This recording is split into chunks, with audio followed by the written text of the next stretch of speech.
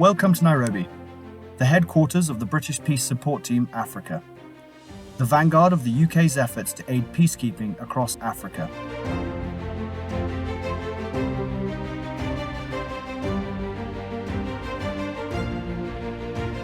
We're the only organisation of its kind, certainly in Africa, certainly in UK defence, but there's nothing even in the international community that looks and feels like BPST. The geographical range that we have and the range of activities that we deliver, it's military, it's police, it's counter-proliferation, it's maritime security.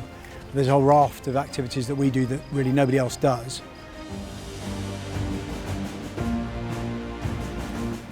This involves training national troops across a broad range of countries who work with the United Nations and African Union, as well as direct involvement in peacekeeping initiatives with UN forces. The results of BPST's involvement are clear and measurable, all founded in the expertise of British troops.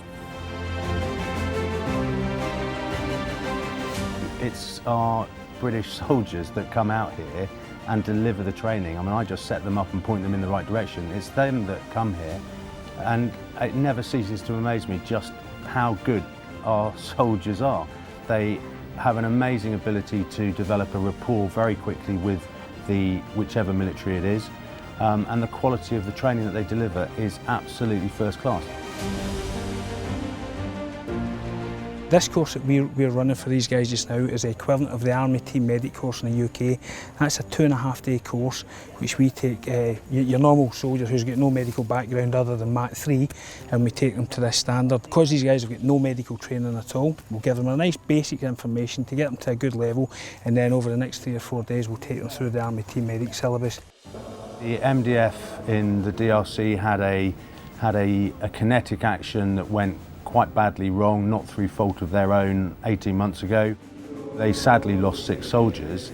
Some of them were my instructors during the time when I was doing training.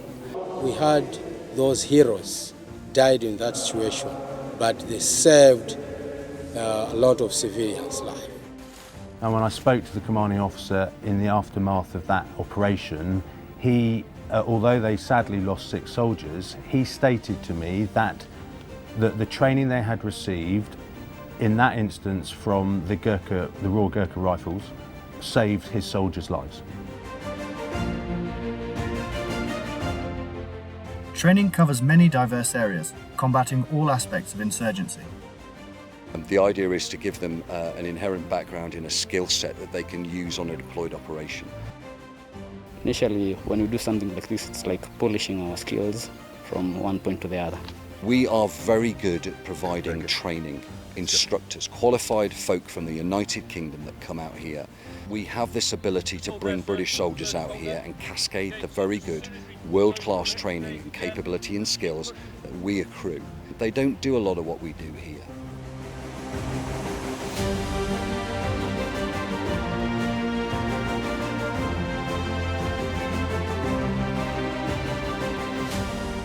Kenya is at the forefront of the battle against al-Shabaab in neighbouring Somalia.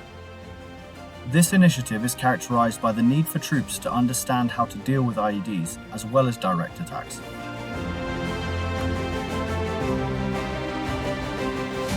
It's a big responsibility. If they go out and they are killed, you think, well, did I do a good enough job? That's why I explain to the ones who don't make it that it's because it's your life.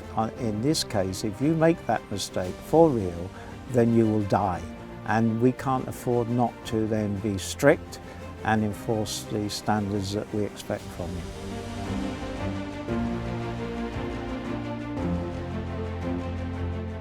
Al-Shabaab will attack our forward operating bases. Al-Shabaab will lay IEDs along our main supply routes. Al-Shabaab will ambush us. Al-Shabaab will try to create all the propaganda to fail AMISOM mission.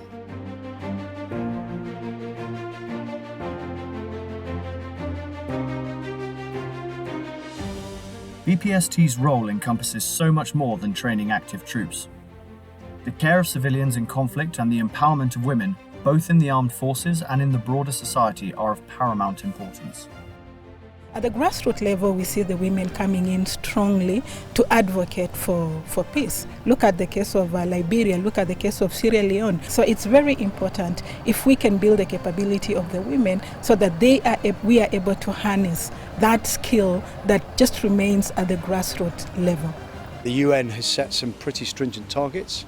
Some of the African nations are the best performing in terms of achieving the sort of percentages that the UN has prescribed. And for example, the Malawians, I think, now provide the greatest proportion of female soldiers of any national contingents. To be fair to most of our African partners, they do a far better job of meeting the sort of proportions of women to be integrated into their forces than we do. Everywhere we operate from, there are civilians, and civilians are our main point of focus. So without putting them into consideration when we are planning for our operations, it means that we are going to mess up.